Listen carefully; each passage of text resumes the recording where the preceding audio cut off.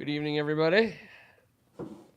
I should say good morning and Nasta to our friends out in Wales, the United Kingdom. Just, just this little guy tonight. We are missing Kevin and T. They have excused absences tonight. I understand we are getting sound. I appreciate all the good help from folks out there. So, welcome to Thank God It's Tuesday. Offseason on the Brink. Season 3, Episode 7. On behalf of First Amendment Sports, I'm Ken Marangolo on the official Washington Commanders podcast of Hogs Haven. Welcome to all the folks at Hogs Haven. We appreciate you guys giving us your time on a Tuesday night or whenever it is you enjoy this podcast. Appreciate you guys as always. I don't know. I kind of thought maybe the first thing we should do at the top of the show before we get to some of the nitty gritty is talk about where. And I'm going to let myself be interrupted constantly by folks on the board because I need it. So, AGH, EO Anderson, manner of speaking, all you guys out there hanging out with us, Rob Cohen, I know you're out there, Rhett, Mike, Thomas Marangolo, appreciate you guys. So, off-season on the Brink, where does it come from? In 1 minute or less.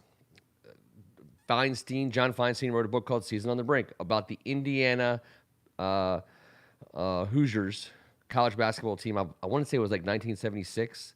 Whatever it was, the year before they went undefeated and won it under Bob Knight. And he was embedded with the team, and he wrote a book about it. And they were good, but not great, but they were on the brink of being great. And so for 3 straight off seasons, we've called our show in the Offseason on the Brink. And I think it's been somewhat prescient because we've been on the brink of a hell of a lot of things. Super Bowls, banners, not so much. But it hasn't been unexciting for the most part. So I'll give the NFL and the Washington football team a little bit of credit for being fun. And then after all, we are drinking whiskey. So I mean, it's Tuesday night and we're enjoying a whiskey. So I know that there's people overseas, especially if we got some European folks watching. So, hey, why don't I take a second also to shout out to you guys. We are certainly thinking about you. Appreciate you guys hopefully this is a slight distraction from the insanity that's going on in your neck of the woods. We very much appreciate just very much appreciate you. And we hope you're doing well. We hope you're safe. We hope your families are safe. And we appreciate the fact that, things like this can still matter, not be the most important things in the world, but can still be important enough to spend a little time, a little diversion on. It sucks that this team has to be our diversion because I feel like our team needs a diversion, and I feel like we're the diversion for our team. It's kind of a little enigma wrapped in a mystery inside a riddle there. But I think that we can ultimately have an opportunity every week to talk about sports. And as long as that's still the case, I'd say we're doing pretty good.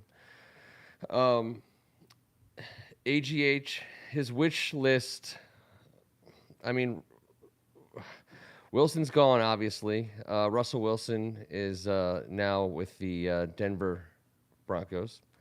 I don't think that I'm that broken up about it. So one of the things I want to talk about tonight with folks who are on the board is: are you comfortable with the line that Ron Rivera drew for this deal? Apparently, we had no problem sending 3 firsts, which, if you think about it, now we would be getting a really good quarterback, and I do think Russell Wilson's a great quarterback. That's a weird argument to me if anyone wants to say he's not.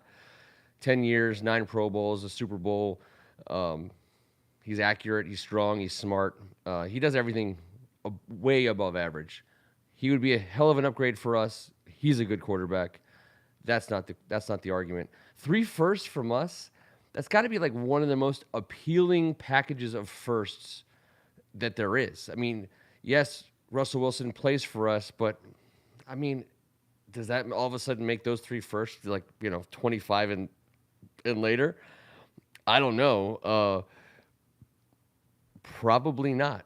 But I can't imagine a team. Our three first round picks as a starting point for a package have to be as good, if not better, than just about anyone else out there offering them because of the lack of respect people have for our team. That we would not be willing to trade Chase Young. I'll say I think that's right. Personally, I know that we here, me, T, and Kev get knocked for being in the tank for a guy who went to Tim's high school. But I just think Chase Young is a next level talent. He's still on a rookie contract. He still has a significant amount of upside. I know that people have lost a little patience with him at the beginning of last year when our defense sucked out loud, and he was very much a part of that. But I feel like the unwillingness to trade Chase Young is right-minded. We just drafted him number 2 overall. He's a local guy, and I don't want to overplay the local aspect, but he is. That does matter, and he's a monster. I mean, I think people step away from their TVs and they just think there's these players that are interchangeable. Chase Young's not interchangeable. There's no one coming to most cities to wear shoulder pads and a helmet that look and act and play like Chase Young. So drawing the line there to me is right-minded. For a 30 plus year old quarterback with 3 or 4 good years left, and I do think they're 3 or 4 good years. Don't think you get rid of a next level generational talent like Chase Young. But the A team 123. I hope I'm saying that right. That they didn't want to trade within the NFC. That Seattle didn't want to trade within the NFC. I think that's true. I think that when you know who you have, like if you're a team, that's why I don't think Green Bay would have probably let Aaron Rodgers do a lot, but I don't see him having gone to an NFC team as being as big of a deal as I think the point here is. Keeping a player that is great out of your direct path to a Super Bowl, and I think that Seattle would look at Russell Wilson as that. So the thing about Aaron Rodgers, since you guys are talking about on the board, Russell Wilson, he's in Denver. I think Denver's going to be much better off with him. I thought they gave a lot up. Noah Fant would have been a hell of a tight end with Russell Wilson throwing on the ball, that's for sure. I think Jerry Jeudy now is going to be next level good. And I think that their rookie running back, Javion Williams, the guy out of North Carolina, I think he's a stud. I think he can catch the ball. I think he can run the ball. I think we've seen what running backs do behind Russell Wilson, whether it be Lynch or Chris Carson. Penny has played well when he's been healthy. But I think running backs have done well with Russell Wilson because defenses have to respect Russell Wilson. I think that's going to be the case for Denver. But for Aaron Rodgers, so the whole part about Aaron Rodgers not going to an NFC team or even no matter where he would have gone, I liked Aaron Rodgers staying in Green Bay because I like the fact that he'll be there for his whole career. I love the idea of a Hall of Famer doing it in one city the whole way. I think Green Bay is one of the greatest sports towns in the world, and for NFL reasons. Therefore, I think the history and the awesomeness of Green Bay deserves to have a quarterback bookend, beginning to end of his career. I didn't want the domino effect. Once Aaron Rodgers leaves Green Bay, weird shit starts happening. So yes, Aaron Rodgers in Green Bay stands directly in the Washington Commanders' path of a Super Bowl. Fine, that's true.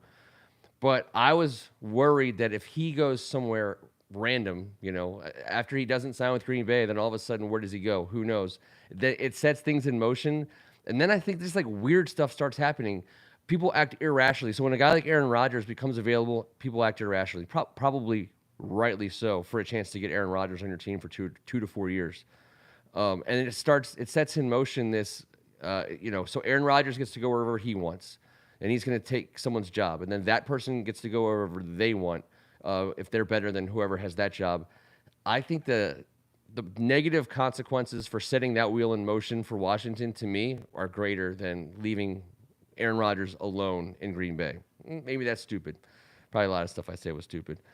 Um, I agree. I agree. AGH. I don't think you trade Chase Young at this point, almost for anything. I mean, now the question I ask you guys: would you have traded Chase Young to get Aaron Rodgers? And I suppose you would have to consider that you'd be paying Aaron Rodgers his market value. No one's getting a deal for Aaron Rodgers. It's $50 million a year. I think it's the best $50 million you can spend if you're a professional football organization. So I'm not worried about the money part. But if you had the opportunity to trade Chase Young for Aaron Rodgers and not an additional 3 first-round picks, would you do it? That's the question to you guys. The question to you guys out there. So no Jameson Orange tonight. We're going with Bushmills Blackbush, which I think is a great bottle, Eric. It's usually like 28 to 30 bucks, which, I mean, it's not an expensive bottle. It's not the cheapest bottle. It's not in a plastic bottle. Plastic bottle whiskey is just fine, too. I do love some plastic bottle whiskey. So I highly recommend a bottle of Bushmills Blackbush. It's cheap. It's super tasty. And it's you can drink it in you can drink it you can't drink the expensive stuff all the time, I guess. EO, you know that, right? I mean, come on, we're not made of money here.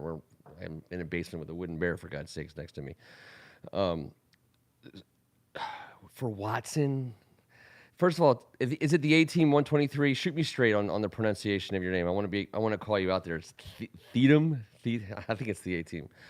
I would probably consider trading Chase Young if I'm getting Aaron Rodgers back, and that might be the only one I would consider. As for Deshaun Watson, all right. So now we talk about leftovers. So I indicated this in the show. We're gonna be feasting on leftovers, left and right. So the quarterback leftovers. It's not a fun game to play because it just means automatically that you're not getting who and what you want. I mean, you're just not. You're getting the leftovers.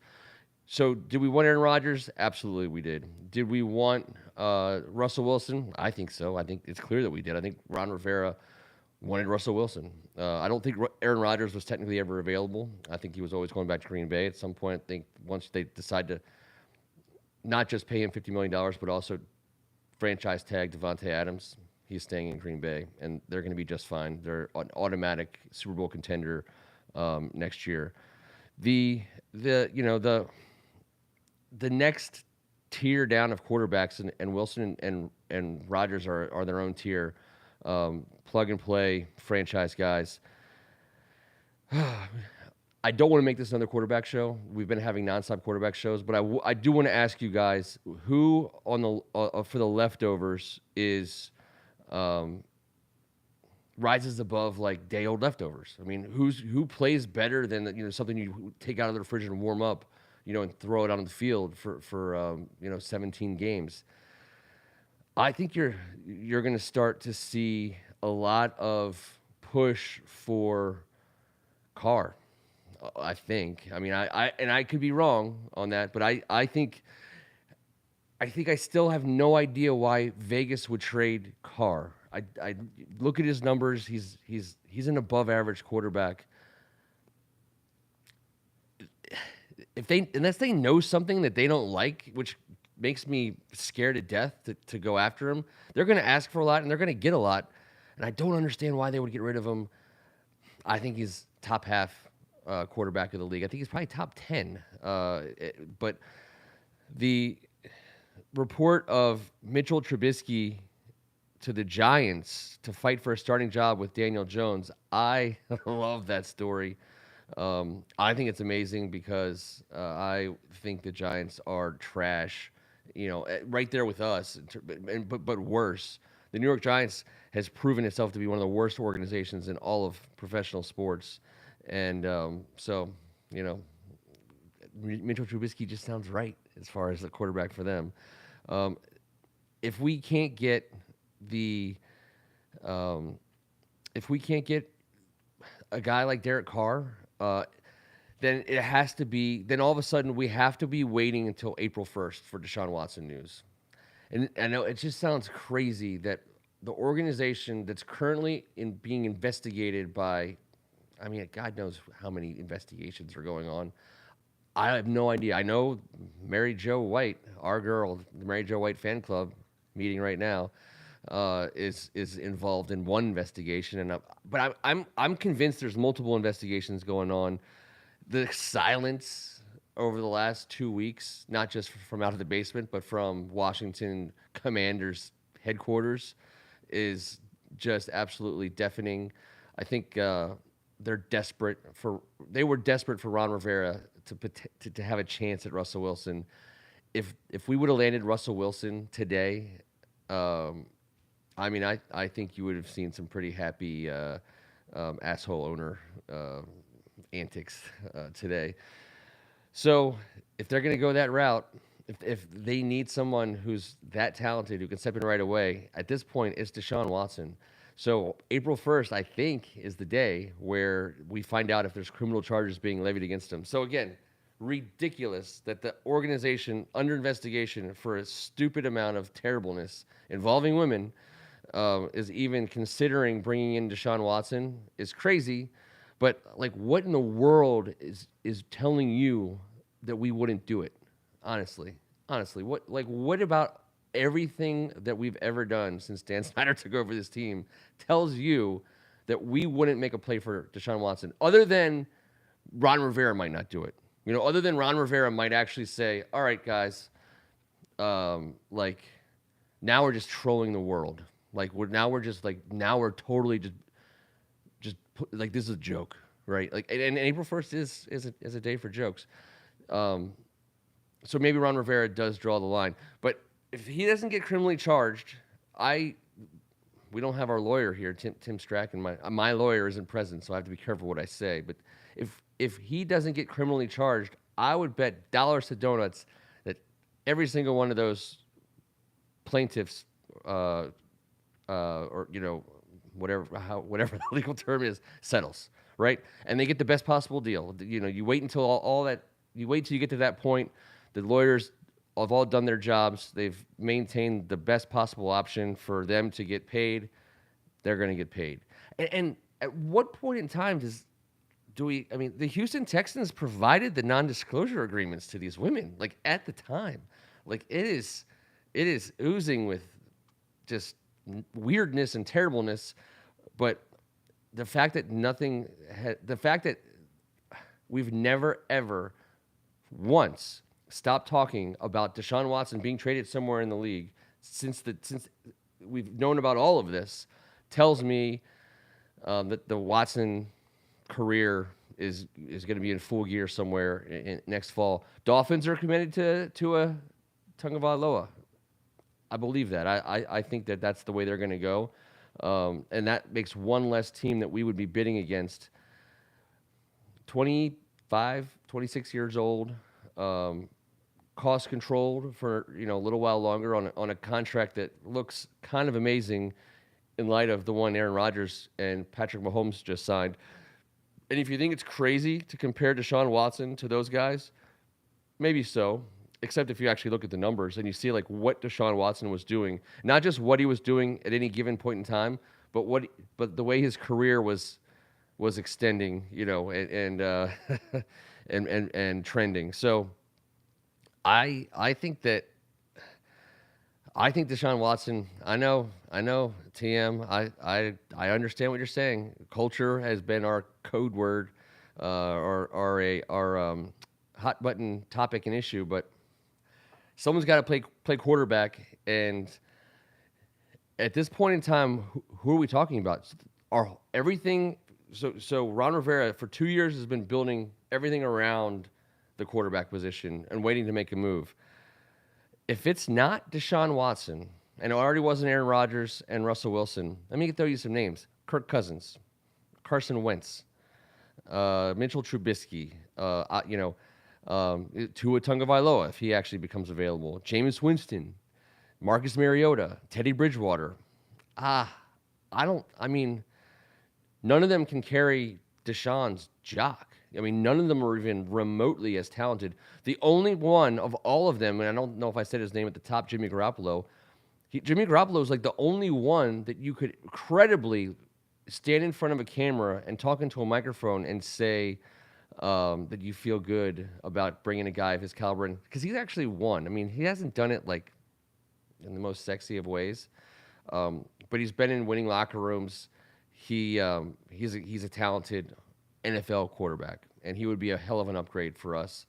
But I'm not convinced that dealing with the 49ers is going to help us at all. I mean, I think they're going to bend us over. I think Kyle Shanahan hates Dan Snyder. I think he hates everything about the Washington franchise. I'm not a big Kyle Shanahan fan at all, but I don't blame him. I mean, we rode his dad out on a rail, and Mike Shanahan didn't.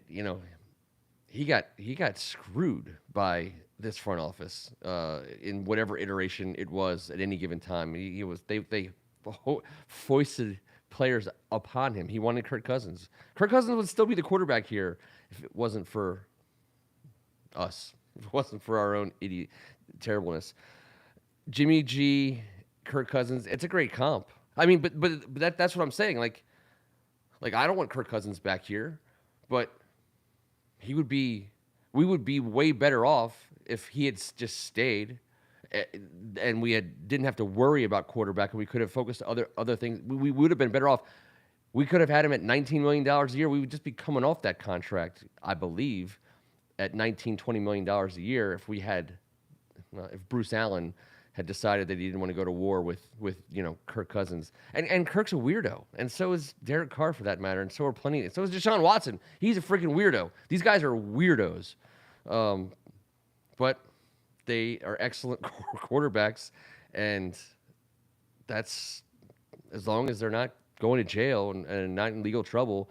I mean, it's a weird thing to say. It's a weird thing to think, but I happen to believe in my heart that the league is full of weirdos.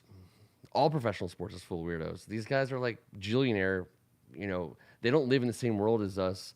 We want the rules to apply to them. We think the rules should apply to them, and for the most part, they get held accountable for staying in between the navigational beacons. But listen. The Houston Texans were in on the whole thing with Deshaun Watson, and you'll never convince me otherwise. That tells me that the NFL is in on the whole thing regarding protecting its players from stupid shit that they're constantly doing. I mean, Calvin Ridley getting busted for gambling. You think he's the only one in the NFL who's gambled on football? Honestly, that's crazy because but he got caught and he'll be held accountable. I want to know from the board, how long does Calvin Ridley get banned from the NFL? Is it the whole season? Because I don't think it's the whole season. I think he gets slapped on the wrist, and the next guy has the book leveled at him. Tell me what you guys think. I think he comes back after. I think it's 10 games. I think 10 weeks, whatever it is. I think he's back playing for the Atlanta Falcons by the end of the season, and here's why. Arthur Blank is one of the more respected owners in the league.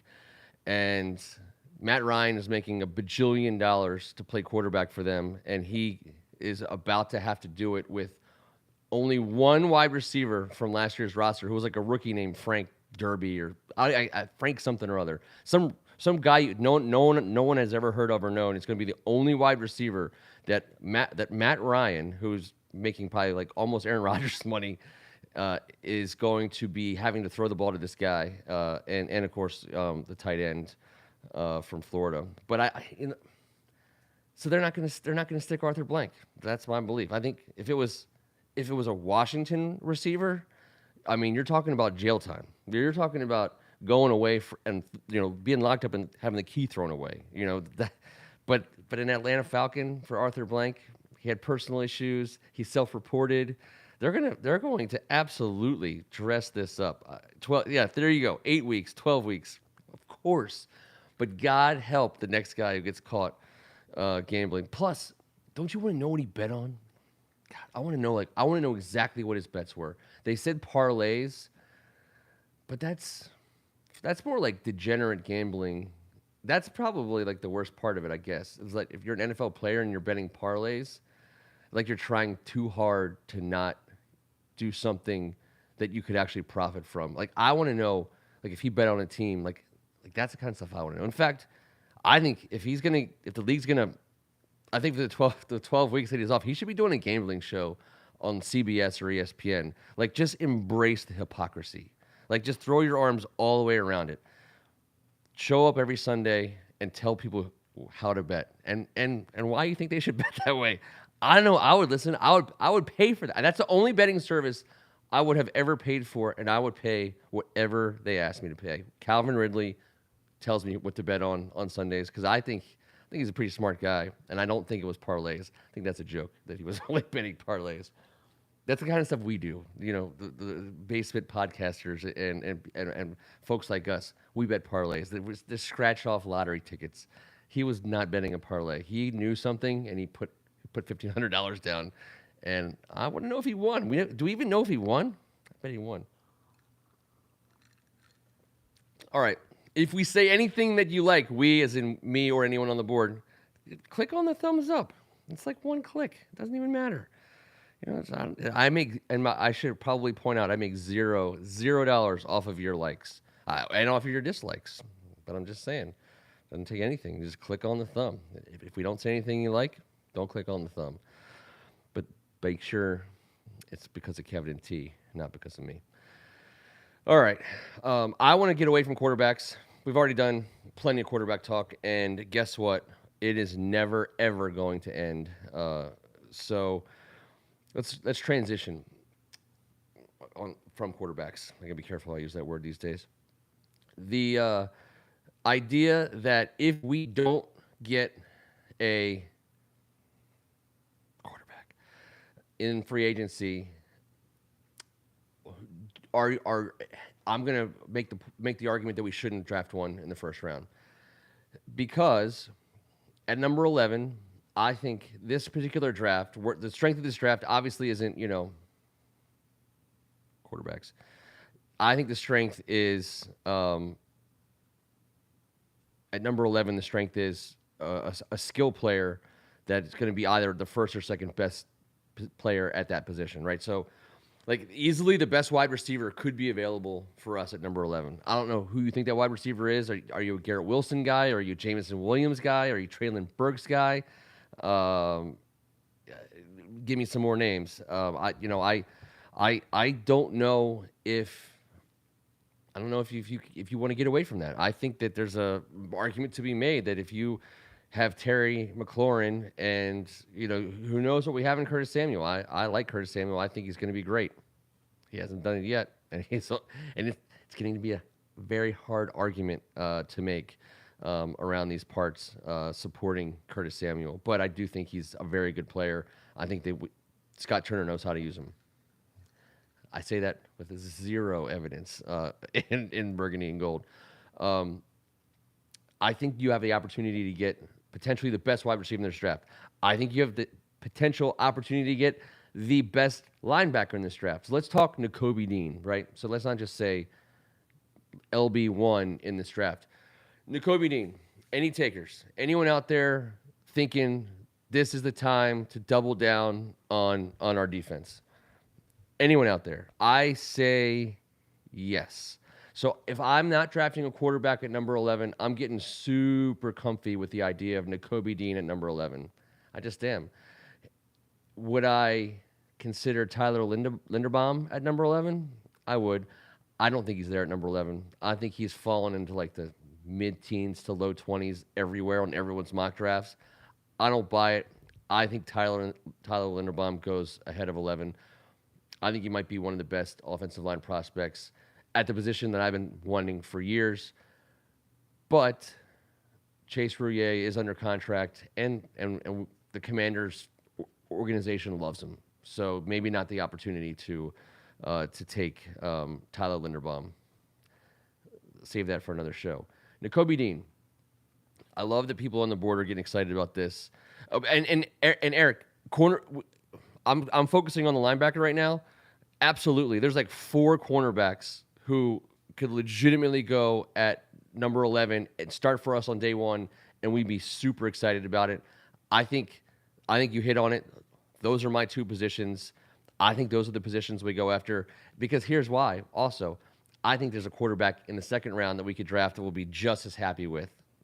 Honestly, like there's nobody's dream date at number 11 at quarterback in this draft. Like organizations are going to talk themselves into Kenny Pickett's tiny hands, into Malik Willis's physical upside, they're going to try to make themselves think Desmond Ritter is the next coming of Joe Burrow. Like none of that's true. None of that's fun. Honestly, like what's fun about drafting any of those guys at number 11?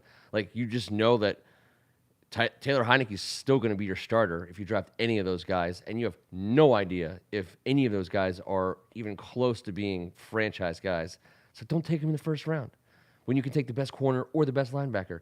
And in the second round, you can still get a guy who might be awesome. It's like, what's that line from Swingers? Like the guy, like the PG-13 versus R movie guy, like the guy you're just rooting for. Like you just hope that he gets the girl. Like that guy could be anywhere from number 11 in the first to our pick in the second. Take him in the second. Surprise me. I don't even care who it is. Just surprise me. All right, so in the first round, we got Nakobe Dean. Give me some cornerback options because I think Nakobe Dean is probably the best linebacker, and if he's there at number 11, you got to consider him. The A team, what's your problem? Why is it no to linebacker position or no to Nakobe Dean? That's your question for you. Because I hear a lot of people talking about him being undersized, and I want to like dispel that rumor or at least debate it because at 6'2", 225, he's actually like a prototypical cover linebacker. He really is. Any offensive lineman, any 6'5" mammoth guard or tackle who gets to the second level and gets their hands on somebody is going to have their way, with almost anybody. And he's going to have if he's getting, handled by guards and tackles at the second level, he's going to have a problem. But he is, his play recognition is like off the charts, right? So he's crazy smart. He knows kind of what's happening before it happens. I think there'll be a learning curve, obviously, at the pro level.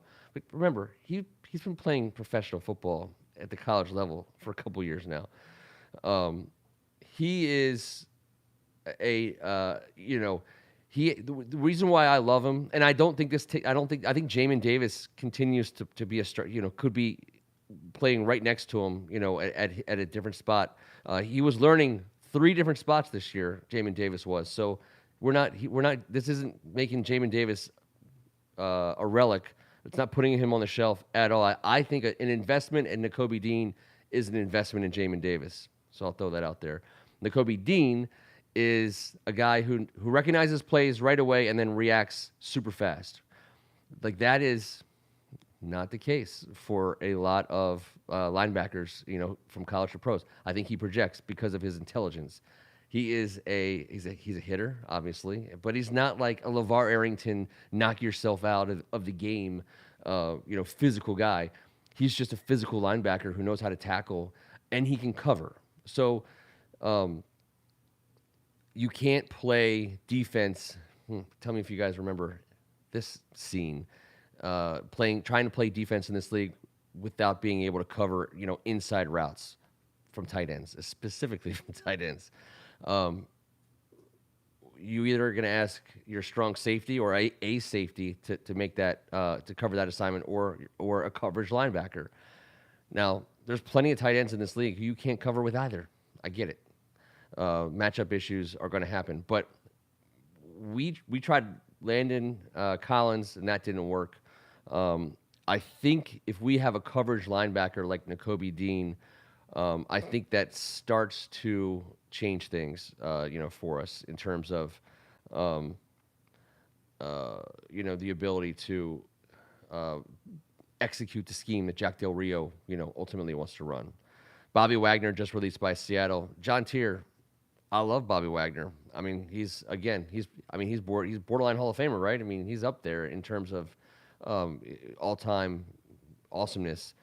How much is he going to cost? And guys like him, guys like him want to ride into the sunset on a team that is probably a little closer to contention than us? I don't know if Bobby Wagner's the guy who thinks if I go there, then they'll contend. I think Bobby Wagner's the guy that's like, I want to go play on a plug and play. We're going to win 11 or 12 games this year and, have a shot at either Rodgers in the NFC or, Mahomes or Josh Allen in the AFC. That's what I think of Bobby Wagner. Love to be proven wrong because I do think linebackers a need for us. Gardner and Booth are both corners that quite frankly, I would love.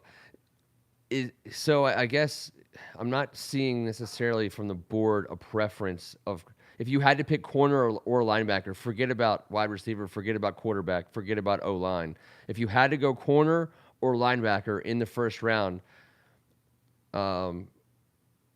which one would it be? And I think that best player available could apply to either of those two positions because I think at number 11, the best player available could easily be a toss-up between the number one linebacker in the draft and the number one or number two corner in the draft. I think that's crazy good value for defense. I'm with you, Tom. I'm a linebacker guy. I think.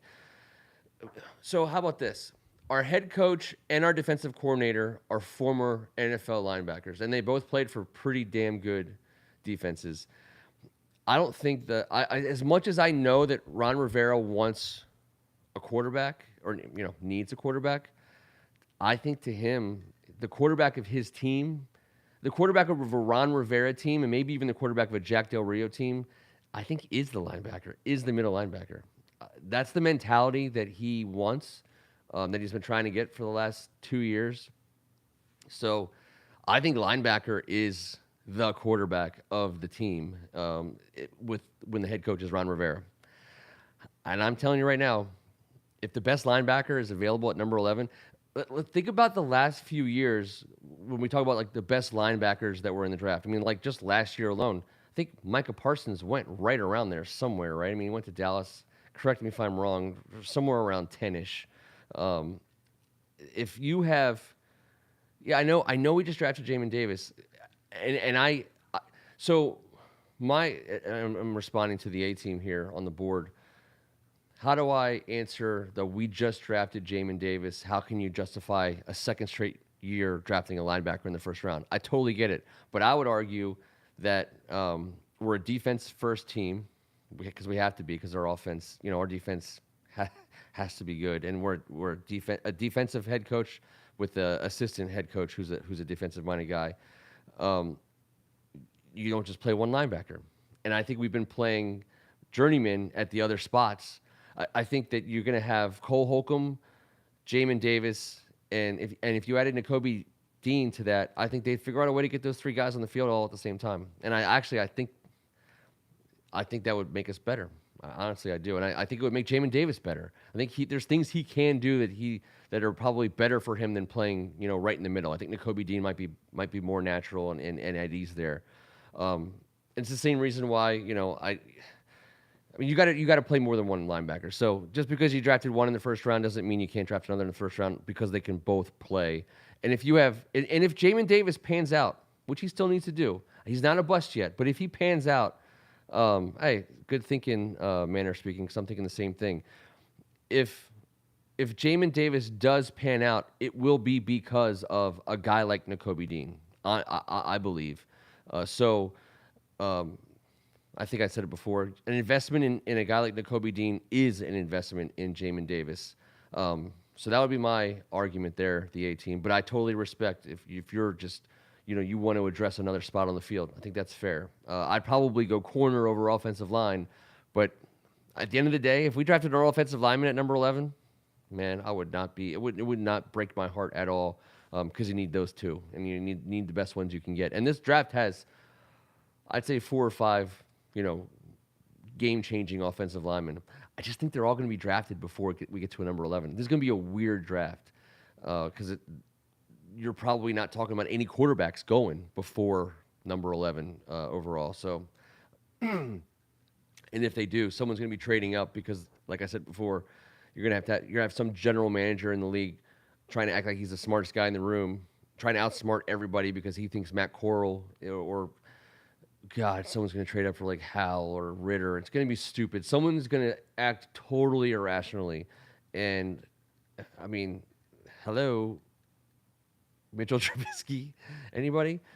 That's an interesting question, Eric. Does anyone else on the board have a thought about Brandon Sheriff? I would like to see him here next year. I would like to see him signed to whatever contract it takes to keep Brandon Sheriff here. Whatever contract it takes to keep him. I would offer him that. I'll try to get him. If he doesn't want it, I think we have to. Are we out of options? I know the tag period is open. Is there any options? Can we transition him to preserve some trade value? Can we get anything for him outside of him factoring into our compensatory pick next year? I think everyone's thinking that he's gone. I don't think that's. I don't think that's far fetched. I mean, I think that is the writing on the wall. But I also think Brandon Sheriff is watching what we do, just like we are. If we make some moves, I think you can keep a guy like Sheriff. I'm paying him whatever it takes, making him the highest paid whatever to stay. I think we need him. I think we need him bad. And if he's gone, then we definitely need to consider the A team plan at offensive line in the first round. So who will trade for him on a tag, AJH? We don't have to get him. We don't have to ask for the highest compensation. So if we tag Brandon Sheriff, I mean, ultimately we control his rights. I mean, it becomes a little bit of a dickish game, but we have value in our hand, and we could potentially, work a team over for something. I don't know what we would get. It does diminish the value if everyone knows he's not going to be here and everyone knows that we know he's not going to be here. But I think if we put some kind of a tag on him, we do retain some value, and I would do it. I mean, I think there's a team out there that would offer. If there's multiple teams that want Brandon Sheriff, and I think that's true, then that means he has trade value, something. And you can take whatever, you can take less than like a franchise tag is what, 2 firsts, but you don't have to take 2 firsts. If you franchise tag someone, you could take less than 2 firsts. If you transition tag someone, you can take less than whatever the maximum trade compensation is for. You don't have to take the most. So you could get something out of it. We did play that game with Kirk Cousins. That is true. And Kirk Cousins worked us like a freaking speed bag in a training room. So there you go. We've been worked, but we've been on the wrong side of that process already once. But you got to keep playing the game. I'm playing the game. I'm playing to get some value for Brandon Sheriff game. I'm not done with him yet. Watching him play somewhere else is gonna hurt a little for me. I hate watching awesome offensive linemen for us play in other places. God knows wherever he goes next year, they're gonna play in the playoffs, like a certain 71 did late this season, and that just sucks, man. I hate it. But all right, so. Anyone else have any late breaking free agency any free agency preferences? I mean, I guess what I'm saying is any not like obvious ones, like the best guy out there, but just like a guy that you want who is you think fits us and we fit them, and we should race down the altar together. Because I got to be honest with you, I'm kind of really concerned about some of the recent history of free agency pickups that we've had, and I'm really hoping for better results this offseason. So, all right, there you go, EO. Allen Robinson. Well, there you go. So, Allen Robinson solves a pretty amazing problem for us, which is um, freeing up Terry McLaurin. I think Allen Robinson is a huge upgrade, for us. So, Tyrann Matthew. So, Honey Badger, I've heard that too. So then you would put Honey Badger next to um, Cam Curl. I think those two. Is that what we're talking about? Manner of speaking, because I'm all in for that. I don't want Amari Cooper. I don't. I'm done with him. I'm done with him forever. Done with Amari Cooper for the rest of my life. So, I mean, will he still play? Yeah. And you know what? I know for a fact that just based on me saying that, wherever he goes, we're going to play him one day, and he's going to have like 200 yards and 4 touchdowns against us. And I know this. I already know it's going to happen. Just remember that I said this because it's 100 billion% chance of happening. Mari Cooper is going to play somewhere next year, in the next 2 or 3 years, and he's going to burn us to the ground in a loss. Like, this team won't even win, but he'll have a big day. That's what I'm predicting. I'm done on Amari Cooper. So he caught like 65 of 100 plus targets this year, something like that, 67, 68, roughly 65%-ish of his targets. And I know that's not that great for a guy who's supposed to be that good. CeeDee Lamb had a better season this year. I get it. Michael Gallup played well. Dalton Schultz had a big season. I think Amari Cooper is I just think he's poop. I'm Amari Pooper. Why that just occurred to me. Man, all right, well, you guys heard it here first, or probably he's been hearing it his whole life. I just feel like he is. There's something about him that turns me way off.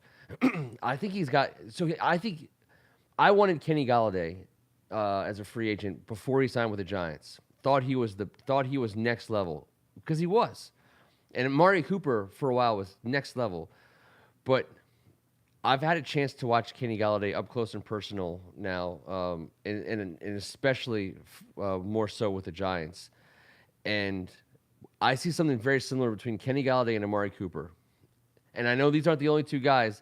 And by the way, I know what I'm about to say also applies to players who've played on our team that I've loved like to death and would defend like with my last drop of blood. I think they're quitters. I think they're soft. Like there's something about Amari Cooper and Kenny Galladay that just turned me off when it comes to like hardcore football players. Now, I'm not. I mean, I'm sitting in a freaking basement drinking whiskey. So what the hell do I know? Not much. I don't like them. I don't like what I see. I don't like their body language. I don't like the way they conduct themselves. On all the other plays that they're not heavily involved. I do not believe in Amari Cooper. I was totally wrong on Kenny Galladay, and I don't want to be wrong again on a guy like Kenny Galladay. I think Amari Cooper is a bad investment. All right, so that's how I feel about Amari Cooper. Sorry, Dad. I know that I know you're. I don't know if you actually won him or not, but to answer your question, I hope to God we don't make a play on Amari Cooper. I do think we should back up a truck full of money for Terry McLaurin. So whoever's saying that is absolutely 100% correct. And God, I just hope that he takes our money. I think he would. He will, and I think he would. But now I'm starting to, it becomes a situation where, like guys who are like really next level good, like at some point they like decide kind of where they want to play. So we still have him on his rookie deal. We still have him for a little while. I think we need to. I'm all about ripping up whatever is left of his contract and giving him as much money as it takes to sign him long term.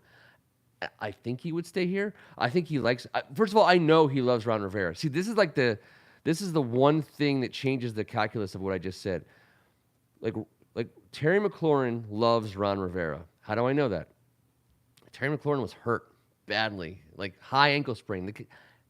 Every single week in the NFL, guys are scratched from the roster for a Sunday, dress list for high ankle sprains. High ankle sprain is like essentially a tear. I mean, it's almost like a break. I mean, it's close.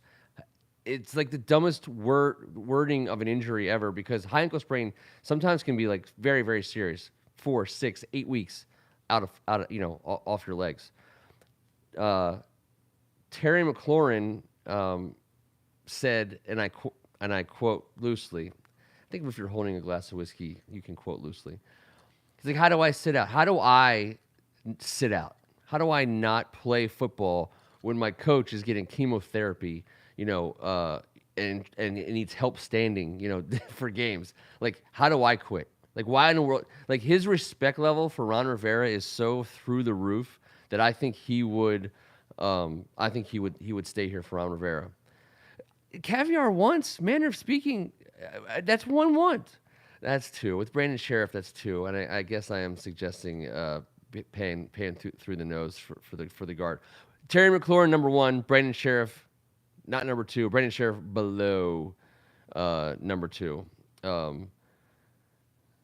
Does anyone think that De'Ami Brown will develop into a good two this coming year?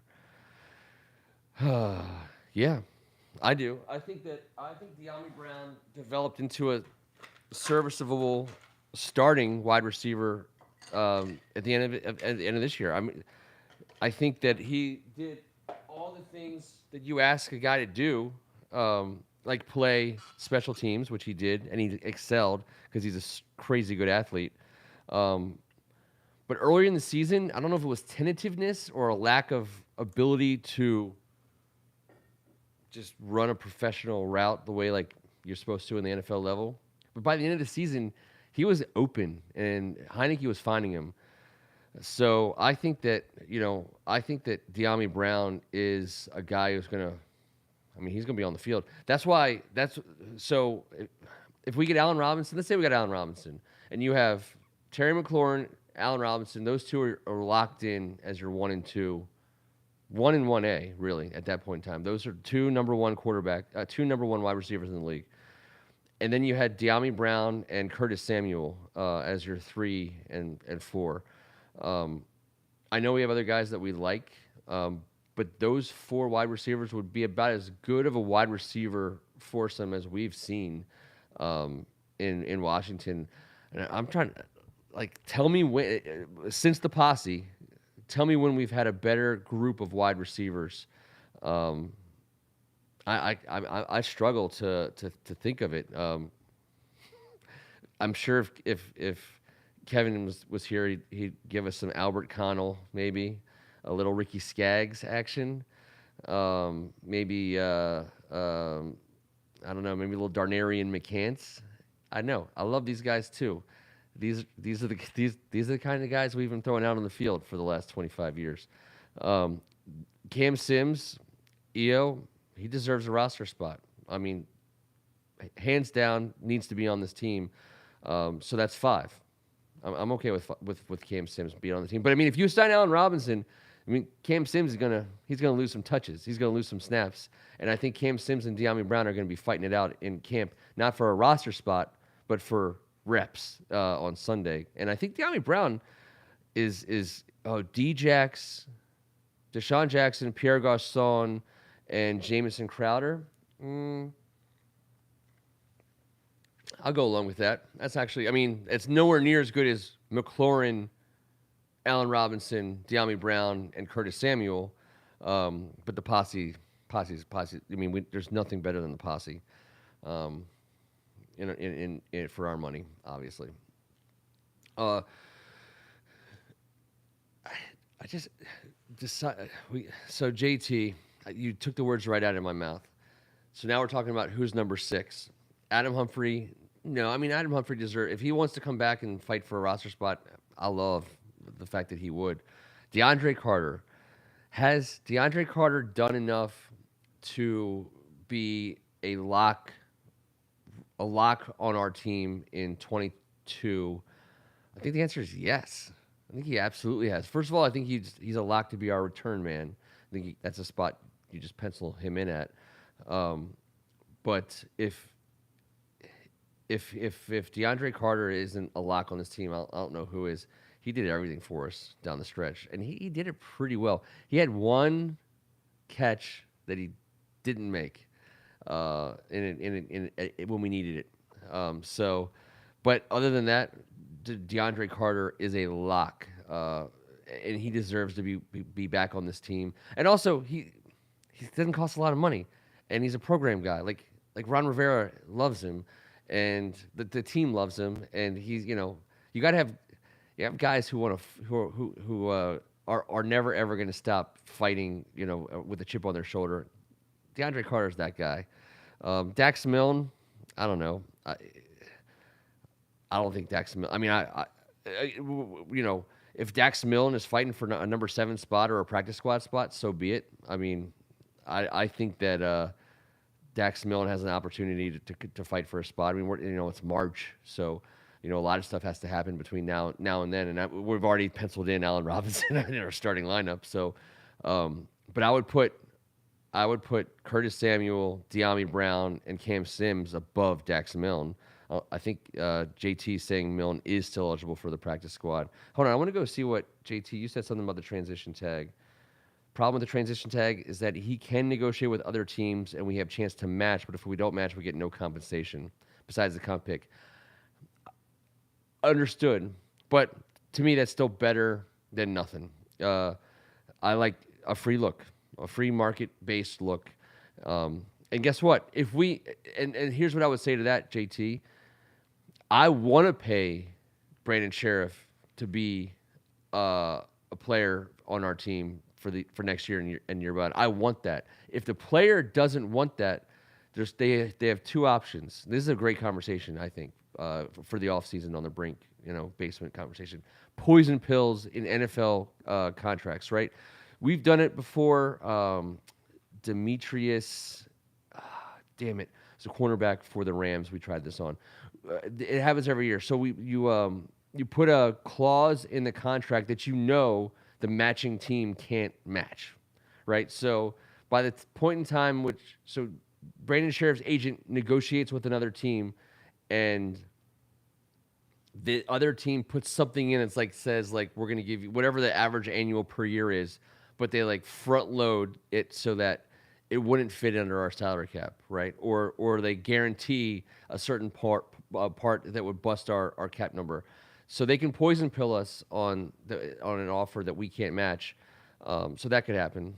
We still get our comp pick, but we could still technically match a contract and trade the guy. We could still do that, if that's the way it comes down to. I just feel like we don't play the getting value for our players game well enough, and that's Bruce Allen's fault. I mean, more than anything else, I think Martin Mayhew and Marty Herney get a chance to rectify that and change the narrative on that. But I don't think we've not done a good job getting value for players that we develop. By the way, that includes Taylor Heineke, who is under contract for next season. If by some way, shape, or form he is not in our plans, and we don't intend for him to be our starting quarterback, we damn well better get something in return for him, because he damn well can play quarterback in the NFL. He absolutely is a player in this league, and there's a team out there that will play him at quarterback in 2022.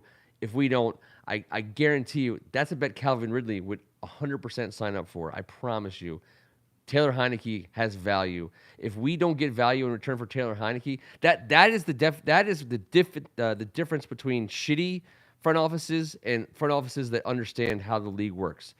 We have a commodity on our hands. Is it a pile of gold? No, but it's like it's not diamonds, but it's like diamondique. I mean, it looks good, and it works, and it impresses the ladies. Taylor Heineke has value. We can get something for Taylor Heineke, and if we don't, huge failure. It's a huge failure on our part. He's under contract for $2 million next season. Someone will gladly pay him more and give us something in return for Taylor Heineke. No more Taylor Heineke talk tonight. What's the deal with PS this year? Are veterans allowed or not? Are you talking about practice squad? AGH? Cincy definitely has enough money. Yeah, are you talking about for the poison pill, JT? I think everyone's saying Brandon Scherf's going to end up on Cincinnati. That's like a totally popular theory about where he ends up. I believe it. I believe it too. And I kind of want it. I want. Here's me going against what I said before. Send him to the AFC. I can root for him in the AFC. Got no problem with that. All right, AGH. If Carolina got a fifth for Allen, then we should get that for Taylor Heineke. Yeah, I guess. The only problem with comparing what we paid for somebody for with something we want from someone else is that we're morons. Like we're the dumbasses who don't do anything right in the past. So it's a terrible comp. I don't disagree that we should be able to get for Taylor Heineke what we paid for Kyle Allen, but the problem is we paid it for Kyle Allen. I have no idea. I mean, shit, we even under Joe Gibbs, we gave up a third and a fourth rounder for TJ Duckett and didn't even play him for almost no other reason than just to keep him from going somewhere else. That's insane. So I don't know. I think that we have got to figure out a way to be favorably compared to smarter people than us. I think that's a lofty goal. If someone compares us to someone else that people think are smart, man, I'm gonna say we won. we crushed it. We crushed this offseason. Coach Rivera move, not a Peckerhead Snyder move, Ken. Understood. I appreciate the Peckerhead Snyder move reference, AGH, coming all the way. Troy Apke on the roster. Now we're talking. Finally, we're asking the right questions on this show. Troy Apke, fastest white cornerback in the league. God. The fact that we celebrated the first time a white guy started at cornerback in the NFL or played quarterback in the NFL,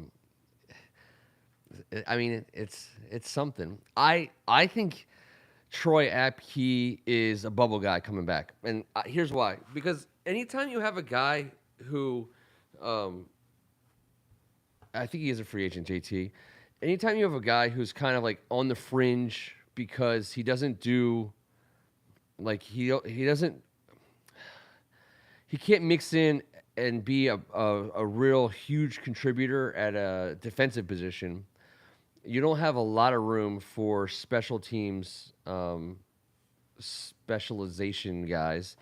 And if you are going to bring back, for example, a guy like DeAndre Carter after you sign an Allen Robinson and after you elevate a De'Ami Brown and after Curtis Samuel comes back, you start to lose a couple of spots. So Troy Apke was billed as a special teams stud coming out of last preseason. And I would argue, as much as I love the speed, I don't think that he was a stud necessarily on special teams. I just don't. And so therefore, I'm not sure that he's somebody that we're going to focus on bringing back. In fact, since I think I say let's make definitive statements in the basement. Basements are for definitive things. Troy Apke is not on the roster next season. That's my thought. DeAndre Carter, yes. Troy Apke, no. I think maybe we could probably call those easy calls. Dax Milne, are we going to make all these calls? Dax Milne, yes. Adam Humphrey, no. Sammy Reyes, probably. That's not very definitive. Are we missing anything, guys? I mean, I feel like we've knocked this around pretty good tonight, and I'm kind of I'm not gonna lie, I'm feeling like we beat the system. So, I didn't say this at the top of the show, but so we got some COVID issues again, and our show has been knocked down by COVID. So I think obviously even with the COVID issues, we managed to keep things going this week. Now, Kevin, no COVID issues with Kevin. Kevin is in Green Bay. He is personally overseeing the application process for all of the ladies who are going to be trying to get back, getting Aaron Rodgers good graces, $50 million. Needs a guy like Kevin. Now Kevin was right on the money on this one with Shailene Woodley, his old actress ex-girlfriend. I did not think that was a good match, and Kevin was adamant about it, and he broke him up. So now he's out there trying to make it right by helping Aaron make his next pick. T's accepting an award tonight. No COVID, for him. He's accepting a very prestigious award. It's going to look great on his trophy case. And we look forward to having you back. No, we weren't on the air last week, not because of any other reason than I think it's important for all you guys hanging out with us still tonight. Kevin T and I called 10 high school basketball games in like a 40-hour window. It was ludicrous. It was like 40, like less than just over 2 days, total. But 4 games, 2 games in like the greatest high school basketball tournament really in the country. That's not stretching it at all.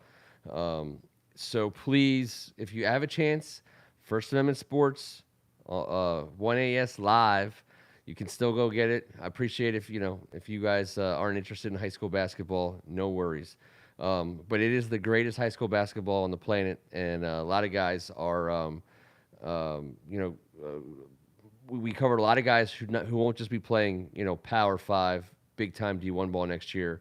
But there's one-and-doneers out there. I mean, last year we had Trevor Keels. The year before that, his teammate Jeremy Roach. The entire backcourt at Duke. Hunter Dickinson, the big guy out at Michigan, or Timberlake, who's bouncing around. Just some of the best high school basketball on the boys and the girls side that you'll ever see. No voice, very tired, long, 3 days. And that's why we weren't here last week. So this week, we weren't going to have a show this week because, we do have, some COVID issues. That's why we kept everyone out. We kept, no one's here except for me and you guys. So I just want to say thank you for you guys coming tonight and helping me get through talking for however long it's been since I hit play. So Nasta to our good friends over in Wales. And to everybody out there who's welcoming in the start of kind of like the free agency, real off-season churn, as we'll call it. A lot of churn. And I don't want to EO, you said it, Collins restructure. I thought that was something else. I had written down Landon Collins. I talked about him earlier in the show as somebody who failed in the coverage game for us. If anyone has a second or two to just ring in on the board, I want to know if people want him back. If we can restructure him, I think I would take him back under a restructure. But do people want Landon Collins back? I will say I want Landon Collins back, but not for what we're paying. I will stomach the cap hit to get rid of him if he won't restructure. But I think there's a spot for him on our team. I want him back. So that's my definitive Landon Collins statement. I don't know how it would work. I think and if he's not going to be with us, I think he's someone we get rid of sooner rather than later because I think he's the kind of guy that you give an opportunity to land somewhere else. I think there's a lot of respect for him here and around the league. But if we can restructure him, I think he has a spot. I mean, I want him on the team. And let's just put it that way. I think he wants to be here too. I also think he's bought in to Ron Rivera and Jack Del Rio's thing. I think you can't do what they want to do without a guy like Landon Collins showing everyone around him how much he believes in what Rivera and Jack Del Rio are doing. So, the only possible way he stays is if he restructures. We can save money by letting him go, yes. But now that we're not getting Aaron Rodgers or Russell Wilson and having to pay someone some crazy, stupid amount of money, and if we're not re-signing Brandon Sheriff, what are we saving our money for? I mean, I can use a new table. The Blackbush is cheap. I don't know. Let's give some money to Landon Collins. I think I think JT and AGH are on the beat. I think they are figuring it out right now. I think that, and I also think that's a feel good thing, right? I think if we announce that we've restructured Landon Collins, I think it's a feel good thing because A, I think people know he's a good player. He is. He's a good football player. He has limitations, and B, he is a respected veteran in the back of a defense or in the middle back of a defense. Because I don't think he's going to be in the back anymore. That people will follow. Like other players will follow Landon Collins. They always have. As long as he's been playing football, I can bet you every single team Landon Collins has played for, pretty much up until he got hurt for us, every single team he's played for his entire life, Pee Wee, high school, college, pro, every single team, when he was in the locker room, every player like cued off him, like wanted, said whatever. Look to him for football leadership. I think that's true. I want guys like that on my team. So I'll figure out a way I'll figure out a way to keep him. I think they're going to figure out a way to keep him. We are going to come back next Tuesday night. We're going to have more stuff to talk about. There's officially action in the league right now, and we know that we're players. Sometimes playing the game is enough. This offseason, I will say playing the game is not enough. We have to make moves. 2 years of Ron Rivera's rebuild in the tank. This we've calling it. This is date number 3. Everyone knows what happens on the third date. It's time to get after it. And Ron Rivera needs to consummate some shit this offseason. This is his 3rd year, and he gets a hell of a long leash, in my opinion, to get something done. So he wouldn't get rid of Chase Young. That's fine. If he did, we would argue about whether or not he should have or not, but we wouldn't argue over whether or not he had the right to. I think Ron Rivera has the right to make a pretty strong move this offseason. Remains to be seen what that move is.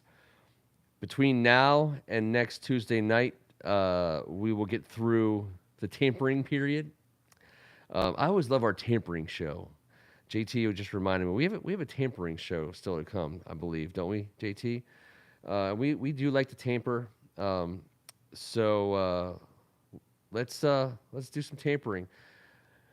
On behalf of Tim Strachan and Kevin Ricca, I'm Ken Marangolo, and thanks for being part of our Tuesday night extravaganza. This is First Amendment Sports. Thank God it's Tuesday. We'll see you guys next week. We're still live.